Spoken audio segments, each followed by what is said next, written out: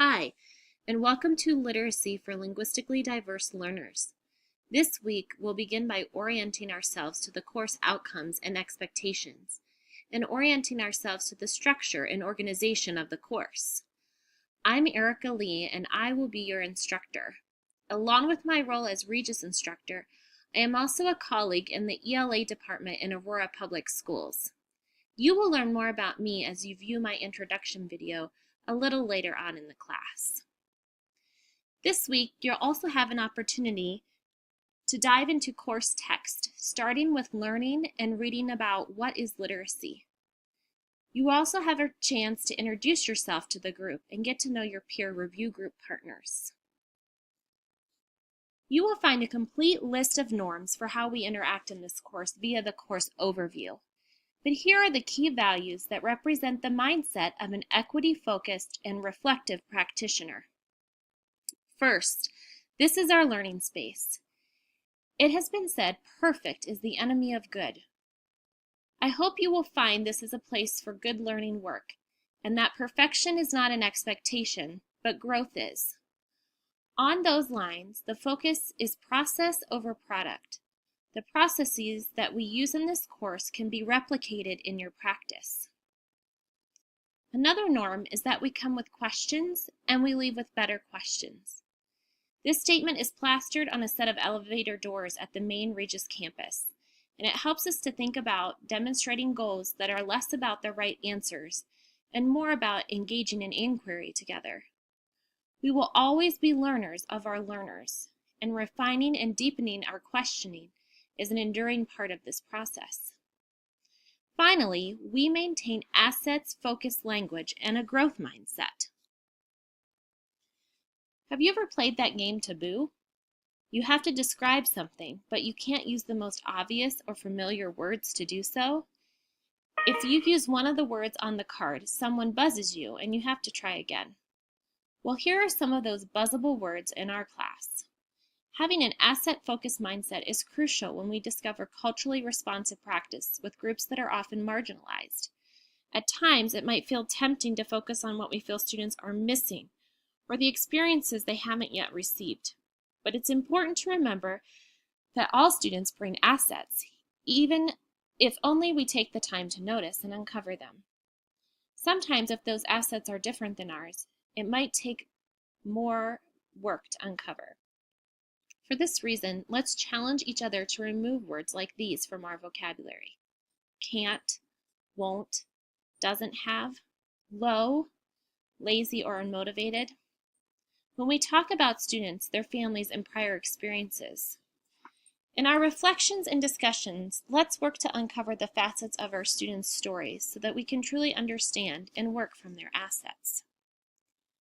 Now, let's talk about the course syllabus.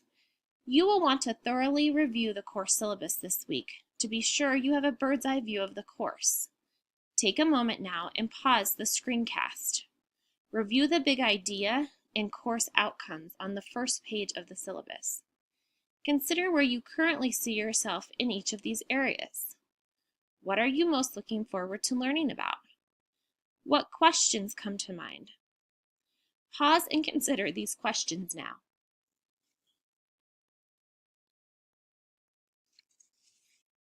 Here are some of the parts of the syllabus you will want to refer to often. On the left, you see all of the assignments and assessments with the due dates and grades.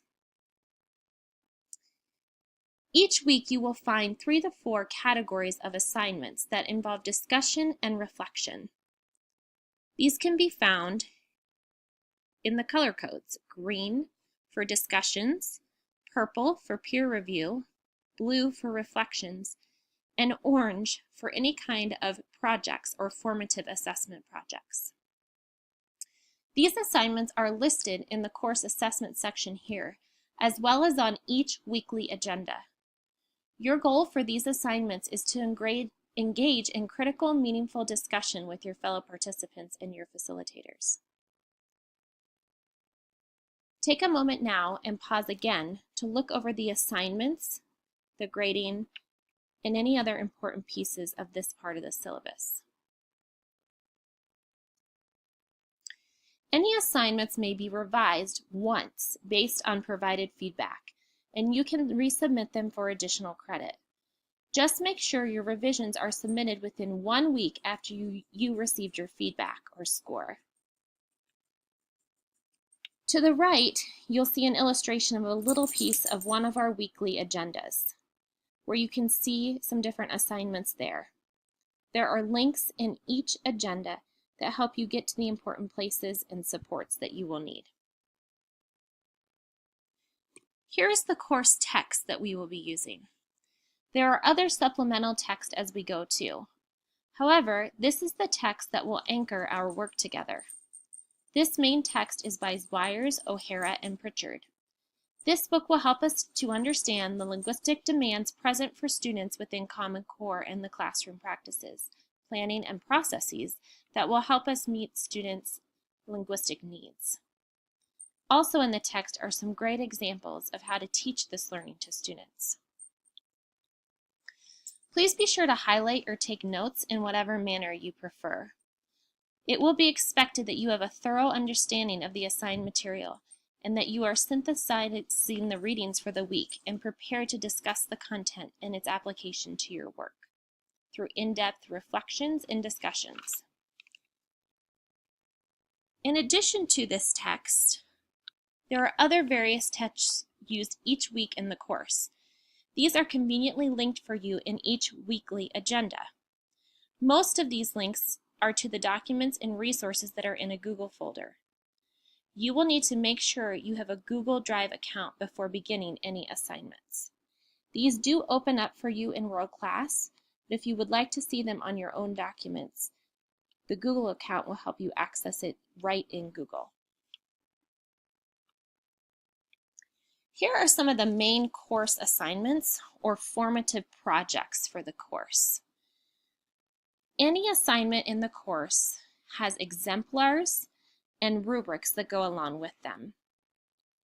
These exemplars and rubrics are linked in World Class as well as on each weekly agenda.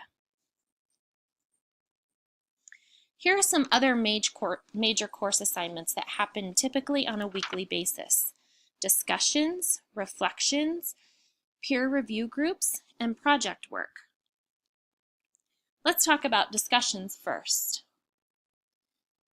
Your goal for this assignment is to engage in critical, meaningful discussion with your fellow participants and your facilitators.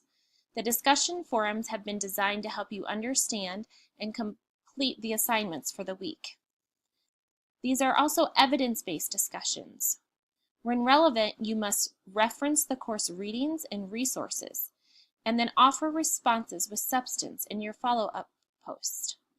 You will want to see the course overview for information on the processes and grading for each assignment. The rubrics for discussions, peer review groups, and reflections are all contained in the course overview. This is what a discussion forum activity looks like in one of your weekly agendas. Pause and take a look now.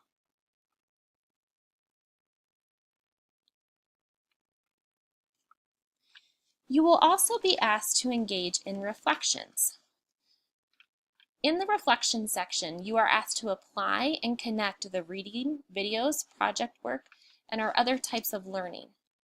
There is a rubric used for reflections, and it is contained in the course overview. Again, everything is linked for you in each course agenda.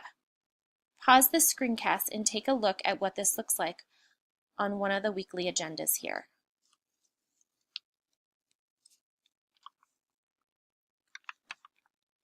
You will also be asked to engage with a consistent peer review group. Let's talk a little bit more about this.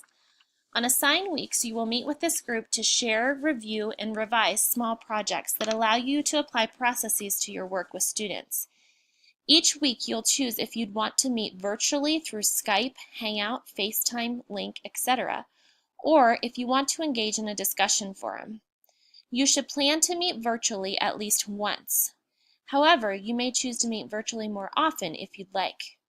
When you meet virtually, one person from the group will need to post a brief update to the discussion forum. For each week, you will need to decide how you want to meet together, whether you will use the discussion forum or if you'd like to meet virtually. Determine dates and times for when you will meet and when you will post your information. The main purpose for this group is to review, revise, and share small projects that allow you to apply processes in the work with your students. Again, a rubric is used for this, and it can be found in the course overview. The last chunk that you will notice on your weekly agendas is project work. There are a few main projects: a MISCUE analysis, a text complexity analysis, an unpacking standards analysis, and a video analysis. You will be given time on various weeks to work on these projects. You will find these listed on your agenda as project work. Again, each of these have a rubric. They have their own separate rubrics that are linked both in the agenda as well as in World Class. Take some time to look at this project work.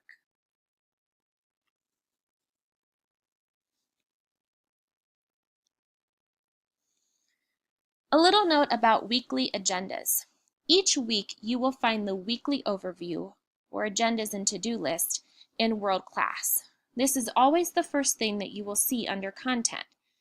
You will want to click on this and open this before anything else, because this will guide each chunk of your learning. We encourage you to do the agendas in order as the learning builds.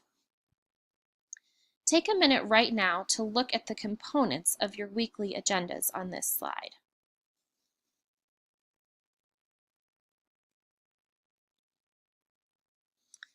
Finally, let's talk a little bit about World Class and communicating with one another. I will try to communicate with you weekly with any course announcements. You will find these right on the first page when you log in. It looks like this. You can see my first announcement to you. It's a welcome announcement of where to look. You will want to check in here periodically to see if I'm posting any announcements that will benefit the whole group. Discussion groups and peer review groups can be found for each week under that week.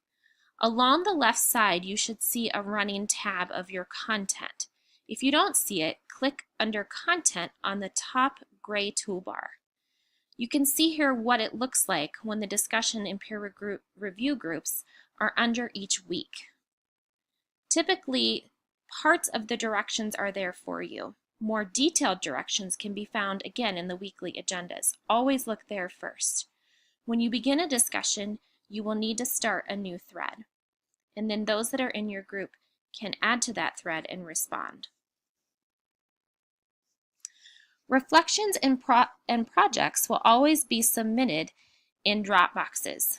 Again, these Dropboxes are contained under each week, and you can simply submit them right there. Also, you can find them under the tab Dropbox. It's up to you what is most convenient for your upload. Grades. Grades are organized by 4 types of assignments by the week: discussions, peer review, reflections, and projects. I will work hard to get feedback to you within 1 week of when you've submitted, but keep in mind that some more lengthy projects may take me a little bit more time.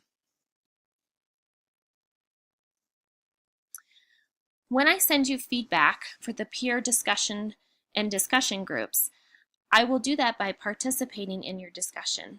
I will write questions and feedback right on your discussion board. When I offer you feedback around reflections and projects, I will type right in your documents and then email you feedback through the comments on the document.